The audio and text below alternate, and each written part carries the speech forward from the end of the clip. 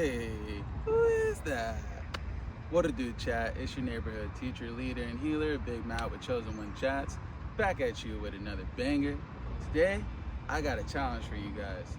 The challenge is I want you to go to the nicest neighborhood in your city, and I want you to take a stroll through it, drive through it, whatever you want, whatever floats your boat, and I want to see whether you get triggered or not.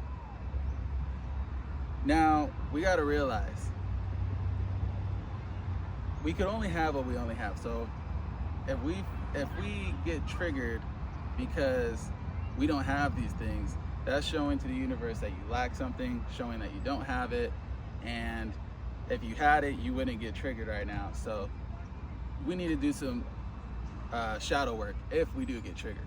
It's okay to get triggered because, especially the way the United States is, where the poorest people have to work 350 times harder than the most elite person, because the most elite person, quote unquote, works 350 times harder than the poorest person on the planet, which is so unrealistic. It's not even funny, but it's getting to a point where the middle class person has to work a whole month before they make the same amount that the richest person makes in an hour, or the same amount that the richest person, not the richest person in the world, but one of the top 5%, 1% people make in a day. We have to work a whole month before we can make the same amount as the rich do in a day. So we gotta realize, hey, this could be triggering when we go through these neighborhoods and they have the big house, and then they got the 10 bedrooms that they probably don't even use, and they got all this empty space, and then on top of that, they got a Lamborghini or a Rolls Royce truck sitting in their driveway, and you can't even afford to rent a bedroom. That's also me. I'm renting a bedroom right now, and I don't own my car because the bank owns it until I pay it off.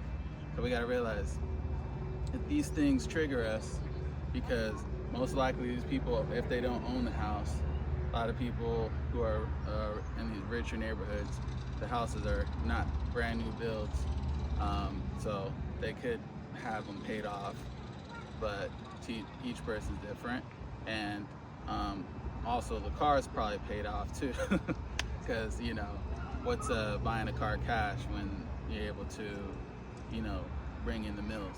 So we got to be like, hey, is this triggering me because I don't have any assets right now, right? I don't even own my car, yet alone I'm renting a room.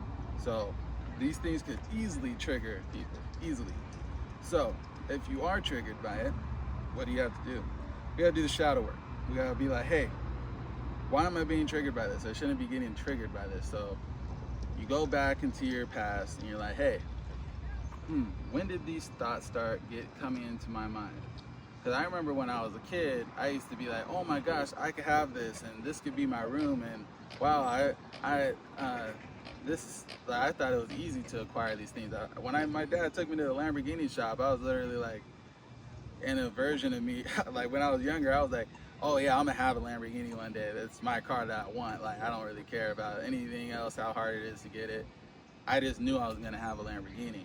So we gotta go back into like, okay, since then, what has been instilled into us to, so like back here where I was like a little kid, I'm like, okay, I was able to have these things. Those things were easily achievable. If I wanted it, I could have it. Versus where in between till now that I develop those feelings of anger whenever I see them now. And if I think back on it, it's probably because of how hard it's been for me. Sleeping in hotel rooms every single night, different hotels, sometimes really crappy hotels. Splitting the beds apart so we could inflate an extra air mattress so someone else could lay there too. Sleeping in my car, figuring out the proper air mattress to be able to inflate without it hitting the walls and support the head so it doesn't dip into where the gaps are. All these things, and having it not be too thick so I don't hit the roof. My parents, my dad, losing,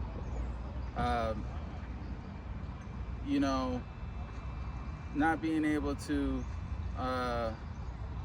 support us the way he was supposed to, and falling off, and us having to pay rent because if we didn't, we're gonna get kicked out at such a young age, and barely even breaking by, barely even EBT, food stamps. These things are things that we grew up with.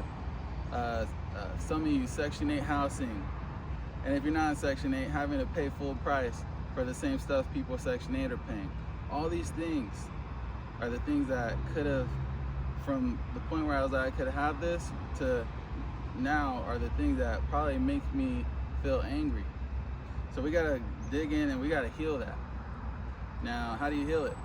Look, get into a meditative state, come to the breath, and get really relaxed. Sometimes it takes 5 to 10 minutes.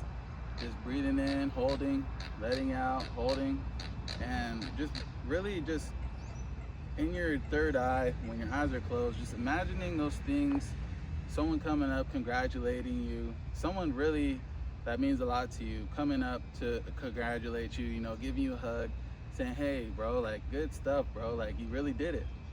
And just imagining these things. Oh, you're pulling off in your Lamborghini, and people are like, oh, nice car, when you're driving by, like, at the stoplight. Nice car, dude. Like, imagining these things in your mind. And then, basically, all those feelings of lack, they dissipate, because guess what? Now, you already have it, because you're able to maintain that frequency. Like, when you're in your meditative state, and you're imagining those feelings, because the feelings are the most important part. Your heart chakra, that's the most powerful chakra, energy center in your body. So once you could emotionally feel it, like, then once you hold on to that a little bit longer, even once you come out of your meditative state, the more you could tap into that version of you and bring it into your physical reality. Now, back to the challenge. It's not going to be easy. It's not going to be, but everything is a half truth. So when I say it's not going to be easy, I'm just, to some that may be true, but then others that may not be true. Some will be like, this is easy. All things are half truths. Now, go out to your nicest neighborhood, walk through it. And then what I like to do is just imagining when I'm walking through it, like, this is my neighborhood already. I'm walking through my own neighborhood. My house is down the street. I'm just taking a stroll. This is what I do every day. Got an abundance of cash. All that stuff, if that's what you want. But just make sure, even if you don't want that kind of stuff, just make sure that doesn't trigger you. Because guess what? You are one with it all. You are one with the mansion. You are the Lamborghini. You are the mansion. You are the rich person. But guess what? You just have a different mask. You want to feel what it's like to experience the life of you. You want to feel what it's, and then the other version of you wants to experience the life of being extremely wealthy. And there's people who want, there's versions of you that want to feel what it's like to be the homeless man on the street. I know it sounds crazy, but it's literally all God with a different mask, and God wanting to experience what it's like to even be a rock. So, and what it's like to be that water, and what it's like to be a fish, what it's like to be a tree.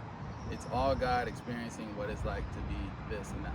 So once you realize, that's why when Jesus was in the desert, whether it was in the desert or not, but being tempted for 40 days, 40 nights, and then the devil try to be like, hey, Jesus, if you take a knee to me right now and say I'm the GOAT, basically, I'll give you all of these things. Jesus wasn't impressed with that. You know why? Because he already had it. So he's not going to take a knee to the devil, because guess what? He already has it. There's nothing that the devil was able to give him that Jesus didn't already have. And that's what I mean. You can only have what you already have. So once you realize that, once you already have it, and things external to you cannot shift how you feel internally, like, because guess what? If a thing can make you feel this good, it could also make you feel this bad too. Because it was able to bring you all the way up there, it could also bring you all the way down here. So the ideal state is to be kind of just neutral in the middle ground. Because think of Elon Musk. He got all his money, and he freaking smashed the Cybertruck window on stage when it wasn't supposed to smash because it's bulletproof. And he also lost so much money, but guess what? He was fine because he has billions. Like, what's a million to a billionaire? So he's not able to be shifted by him losing that much. And we got to realize there's levels to this stuff. So the greater that you make, the greater that you can lose. But it's the key thing is to be like okay with or without it. It's your boy Big Matt with Chosen One Chats. I hope you guys enjoyed this. If you did, smash that like button, comment, share, and subscribe. I hope you guys have yourselves a wonderful day. Peace. Boom.